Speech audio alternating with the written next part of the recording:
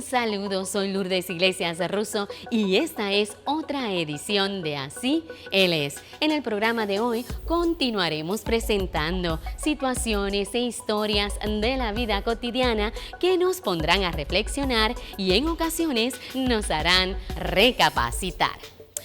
Solo imagina lo que hubiera pasado si Jesús no hubiera sido obediente en morir en la cruz del Calvario para que con su sangre nuestros pecados fueran perdonados. ¿Qué hubiera ocurrido con nosotros? Y aunque Dios hubiera podido impedir la muerte de su Hijo Jesús en la cruz o Jesús no aceptar morir, esto no fue lo que sucedió, porque por amor a ti, la muerte de Jesús fue el plan divino para tu salvación. Jesús aceptó morir, a Él no le mataron, Él se entregó primero. Por eso me ama el Padre, porque yo pongo mi vida para volverla a tomar. Nadie me la quita, sino que yo mismo la pongo. Tengo poder para ponerla y tengo poder para volverla a tomar. Este mandamiento recibí de mi Padre. La cruz era el castigo más cruel, humillante y doloroso del Imperio Romano, reservado para los peores criminales. Pero Jesús, inocente, aceptó esa muerte para transformar el símbolo del dolor en el mayor acto de amor y salvación. Murió el inocente para que los culpables vivieran. Lo que era vergüenza, Él lo transformó en gloria. El Padre Dios nos ama tanto que por esto envió a su Hijo a morir por ti con sus brazos abiertos en la cruz. Presta atención. Lo intenté todo para tratar de quitarme la ansiedad. Días y noches de tristeza se me hicieron algo familiar. He conocido mucho del dolor y lo he cuestionado todo. Traté de soltarme de la garra de los problemas, pero aún así me sentía vacío.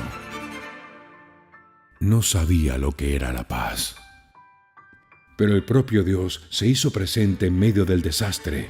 Descubrí que Jesús entendía mi dolor, ya que Él soportó mucho más de lo que yo pudiera imaginarme. Él cargó esa cruz en su espalda profundamente herida y destrozada, y con brazos totalmente abiertos, Él abrazó la muerte y me rescató. A través de Jesús pude acercarme a Dios de nuevo. Jesús tomó la cruz y así me liberó.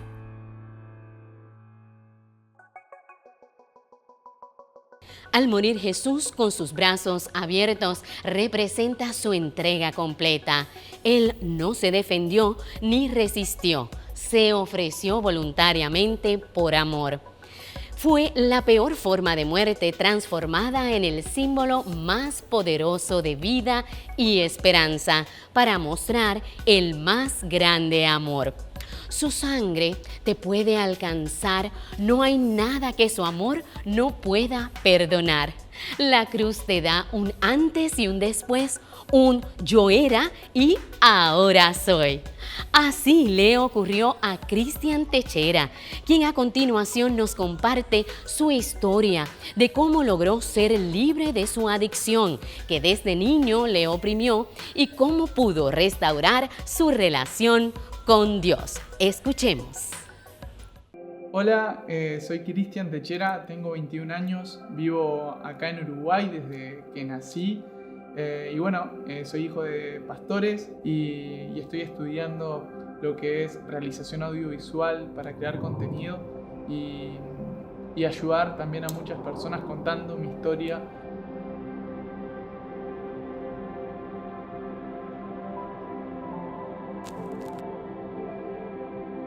Me crié con mis papás, una familia muy unida.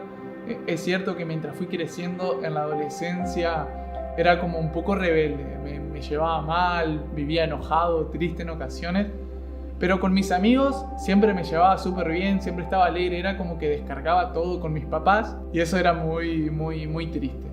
me encantaba jugar al fútbol. O sea, jugaba literalmente todo el día si podía jugar. Jugué en distintos clubes y hasta llegué a entrar, estuve en la puerta de la entrada del fútbol profesional, pero bueno, decidí seguir estudiando y no dedicarme tanto al deporte. Cuando yo era muy pequeño, era muy chico, tenía tan solo 7 años y que fue ahí que me empecé a involucrar en el mundo de la pornografía. Fue ahí que empecé a descubrir todo ese mundo que realmente hoy en día, con 21 años, lo odio, lo detesto y aconsejo que se corra de ahí. Y me acuerdo que me empecé a separar más de la relación con mis papás, no solo por el mundo de la pornografía, sino por amistades que me estaban rodeando. Y fue así hasta los 17 años, es decir, tuve 10 años metido en ese mundo en silencio. Yo sí creo que tenía un poco de miedo mientras iba viviendo de contarles a mis papás, porque obviamente estaban liderando a mucha gente, aconsejaban a jóvenes con estas luchas, y yo como escondido, mirando de lejos, sentía miedo de que sea juzgado, cuando realmente era una lucha a la cual yo ya estaba cansado y no quería seguir en ese mundo. Y también algo que sentía mucho en ese momento era que realmente me sentía muy separado de Dios. Me sentía como que no era digno de su santidad, no era digno de su presencia, no era digno de su amor.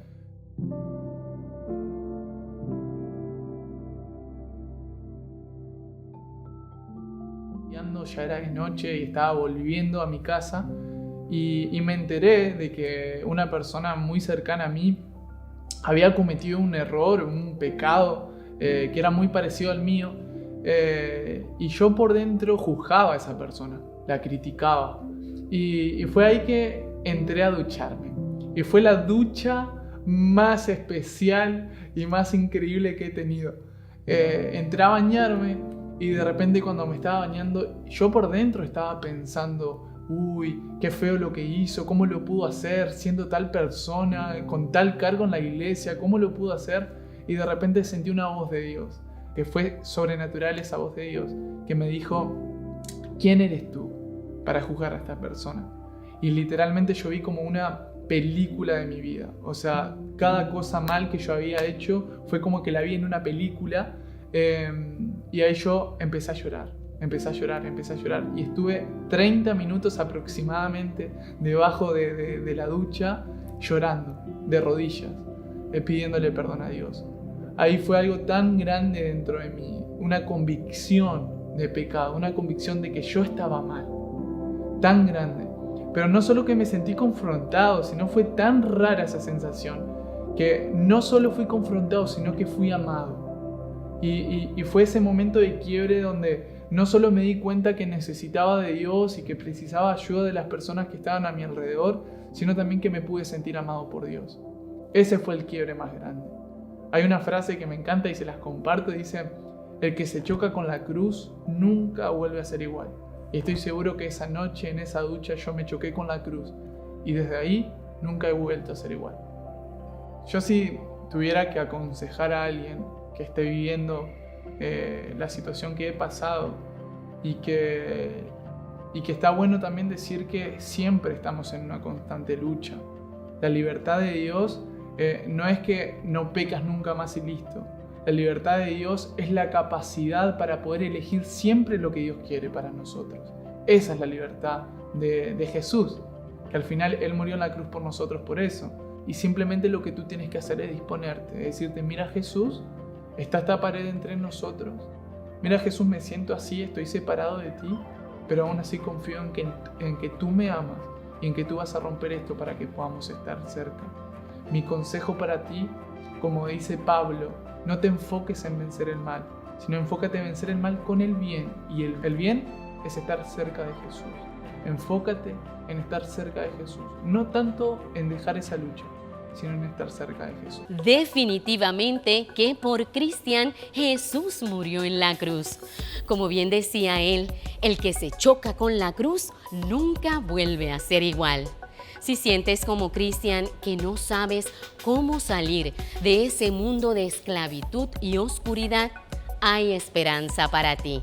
La sangre de Jesús vertida en la cruz te limpia de todo pecado y te da la libertad y paz que tanto has anhelado.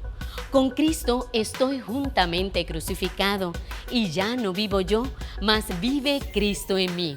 Y lo que ahora vivo en la carne, lo vivo en la fe del Hijo de Dios, el cual me amó y se entregó a sí mismo por mí. Aunque la crucifixión era símbolo de derrota y humillación, los brazos abiertos de Jesús en la cruz son símbolos de la victoria sobre el pecado y la muerte. Estos brazos abiertos hoy te hacen una invitación a la salvación. Los brazos abiertos de Jesús en la cruz recuerdan el gesto de quien recibe con misericordia, dispuesto a perdonar, a abrazar a todos los que se acercan a Él arrepentidos, como lo hizo Cristian. En estos momentos, acompáñame a escuchar la historia de Héctor Vázquez y de cómo conoció el amor de Jesús. Observemos. Hola, mi nombre es Héctor Vázquez, soy parte de Steiger Montevideo. Mi testimonio es el siguiente: hijo de católicos, un jovencito, un niño con mucho interés en lo espiritual y demás, con muchas experiencias desde la niñez en algunas cosas de vandalismo y demás cosas como turbias o ilegales. También formado en una casa donde hablar de Dios no era normal y era como la religión no era algo muy coherente ni tampoco muy pesado para poder compartir y tampoco algo transformador para la familia. Eran tiempos bien particulares cuando habían dudas respecto a Dios, si existía, si no, de qué forma era. Y mi madre me decía: tenés que ir a la iglesia, mijo, y a rezar un Padre Nuestro o algo así. Y ese crecer, esa sed de la verdad y esa hambre por conocer a ese Dios vivo, a eso que era más grande de la misma existencia, me despertó involucrarme con un amigo bastante particular, que él es sordomudo, Enzo, y un buen día en esas diosidencias, en un camino que agarro para ir normalmente a la cancha de básquetbol a jugar en mi niñez, adolescencia, de un campo de fútbol me llega una pelota de fútbol a los pies durante un partido. Y un señor ahí a lo lejos me invita: ¿querés venir a jugar? No sé cuánto. Y bueno, bien. Me vinculo con ese grupo de gente, empiezo a jugar al fútbol con ellos un poco y resulta que esta persona, este hombre, era el padre de este chico, de Enzo, quien luego comenzaron a predicarme, a enseñarme de la palabra de Dios, a invitarme a los grupos de jóvenes y demás, que éramos bien poquitos, pero eso fue bastante relevante en mi vida porque conocí en otro formato, también en otro contexto, lo que era vivir a Dios y experimentar el Evangelio de una manera relevante. ¿Por qué es necesario que las iglesias conozcan de estas diferencias o distintas formas de alcanzar a la gente? Porque el mundo está cambiando.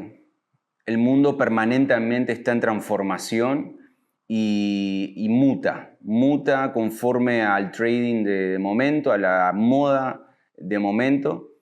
Creo que la iglesia, como dice en la palabra, nosotros no somos de este mundo, somos ciudadanos del cielo. Y creo que si hay algo más relevante que la cultura del mundo, es la cultura del reino de los cielos. Y sin duda, cuando la fuente es Dios mismo como creador y nosotros siendo semejanza de Él, teniendo ese poder y autoridad, empoderarnos y empoderar a aquellos que lo necesitan también, porque de repente tienen ese talento o esa gracia de poder presentar el mensaje de Jesús de una manera distinta y tener un mayor alcance y una mayor influencia. Creo que sería bastante más relevante dar el espacio a esos, y eso sería un gran cambio, eso sería una gran transformación. Lo que anuncia Pablo en sus cartas respecto a la metanoia es el cambio de pensamientos y el cambio de actitudes. Creo que eso sería una de las grandes instancias que debería tener la iglesia, como de escuchar a los nuevos, a las nuevas generaciones. No lo digo por los nuevos creyentes, sino que estos que crecen en iglesias con novedad. ya siendo permeados incluso del mundo. ¿Por qué tenemos que tener tanta empatía por las personas? Porque Dios ama a las personas. Y el ejemplo fue Jesús, plenamente fue Jesús. Como dice en Juan 3:16. Él entregó a su Hijo, Él hizo un sacrificio de desprender de la Trinidad en esa decisión de que el Hijo se entregue por nosotros, de que cargue el pecado del mundo. Y creo que la empatía es el escuchar. Les voy a dar 5 pasos de cómo poder escuchar a alguien. El primero es oírlo. Tómate el espacio de escuchar. El segundo, oírlo. Otra vez. El tercero, por más herejía o cosas incoherentes que diga, oírlo. Siguiente, oírlo. Y el quinto, el más importante, oírlo. Hay que hacerlo. Es necesario. Este mundo necesita ser escuchado. Y después cosas que complementan esta conexión y esta empatía es que hagamos buenas preguntas. Y lo otro es que no respondamos preguntas que no hicimos. Porque cuando vamos con un discurso, ellos no son tontos. Van a creer que me querés convencer o lo que sea. Pero creo que esa empatía nace desde cuando nosotros le pedimos a Dios su corazón quebrantado por los perdidos. Creo que eso es la clave hoy en día para tener un corazón empático. De poder sentarnos al lado de una prostituta, de un corrupto, de un dealer, de un ladrón y poder compartir la misma mesa y verlo a los ojos y decirle te amo porque Dios me ha amado a mí, porque mucho se me ha perdonado y mucho debo amar. Jesús continúa con sus brazos abiertos, deseando abrazar a toda la humanidad, sin distinción. Es una muestra de su amor infinito. Ven como estés. Él se encargará de lo demás. Así Él es. No hay condiciones, solo un amor dispuesto a abrazarnos. Es una invitación a dejar el pasado y acercarnos confiadamente a quien dio todo por nosotros. Su cruz no es el final, sino la puerta abierta a una vida nueva, como le ocurrió a Héctor. Mas Dios muestra su amor para con nosotros en que siendo aún pecadores, Cristo murió por nosotros. Los brazos abiertos de Jesús en la cruz simbolizan su amor universal, su entrega total y su invitación al perdón y la salvación de todos. Veamos que todavía hay oportunidad. Sus brazos continúan esperando por ti. Luego veremos al grupo Monte Santo acompañados por Dani Carrasco, quienes nos cantan Santo es el que vive. Adelante.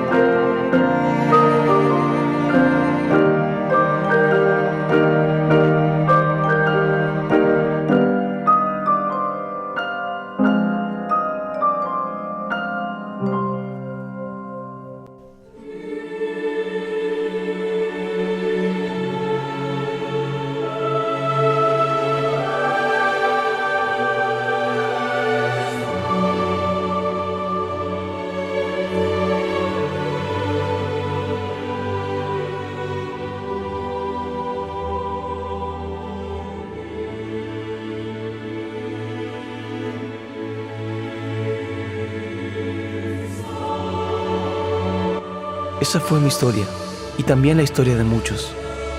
Venimos a Jesús y luego nos alejamos. Pero esta es también tu historia si aún no conoces a Jesús. Los golpes de la vida nos arrastran, nos hieren y nos destruyen poco a poco. Si te sientes identificado, Jesús te está esperando con los brazos abiertos.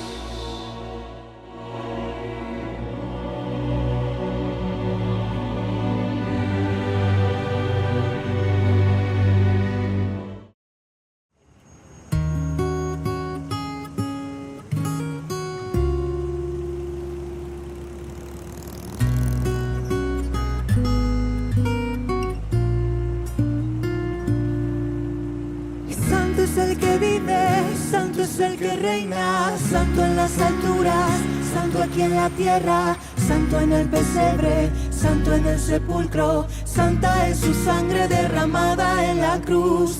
Santo es el que vive, santo es el que reina, santo en las alturas, santo aquí en la tierra, santo en el pesebre, santo en el sepulcro, santa es su sangre derramada en la cruz.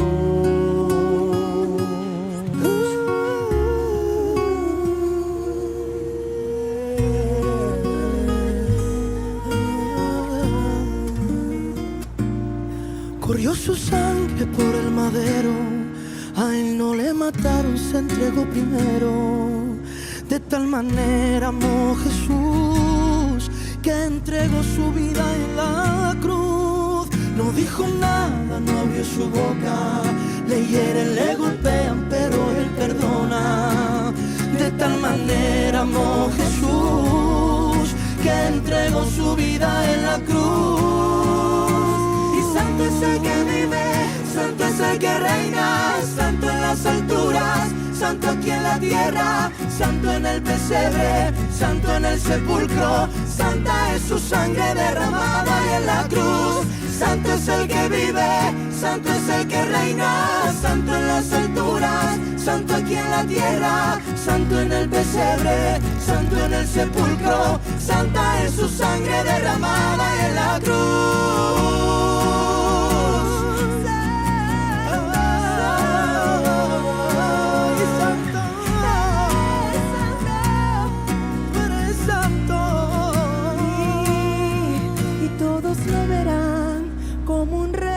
Las nubes volverá, coronado en poder y autoridad, el Cordero y León reinará. Todos lo verán, como un rey en las nubes volverá, coronado en poder y autoridad, el Cordero y León reinará. Y todos lo verán, como un rey en las nubes volverá, coronado en poder y autoridad, el Cordero y León reinará. Todos lo verán, como un rey en las nubes volverá, coronado en poder y autoridad, el Cordero y León reinará. Y santo es el que vive, santo es el que reina, y santo en las alturas, santo aquí en la tierra, Santo en el pesebre, santo en el sepulcro, santa es su sangre derramada y en la cruz.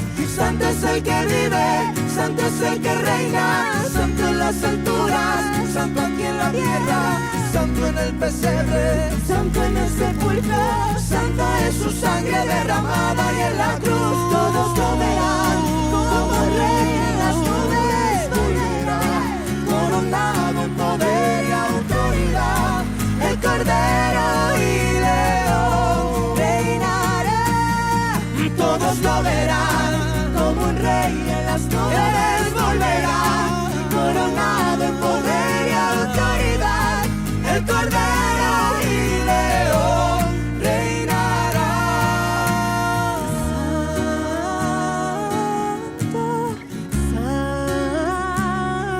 Santo, santo, es Jesús de Nazaret. Santo,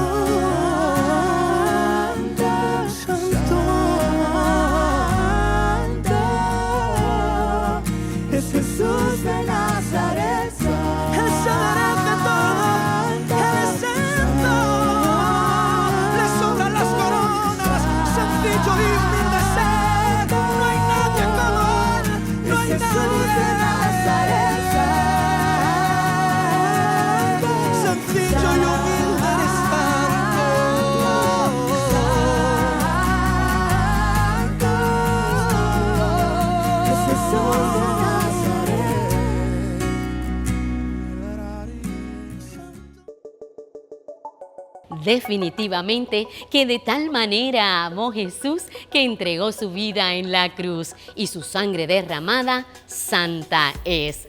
Cuando contemplamos a Jesús con sus brazos abiertos en la cruz, no solo vemos su dolor, sino también un acto eterno de amor.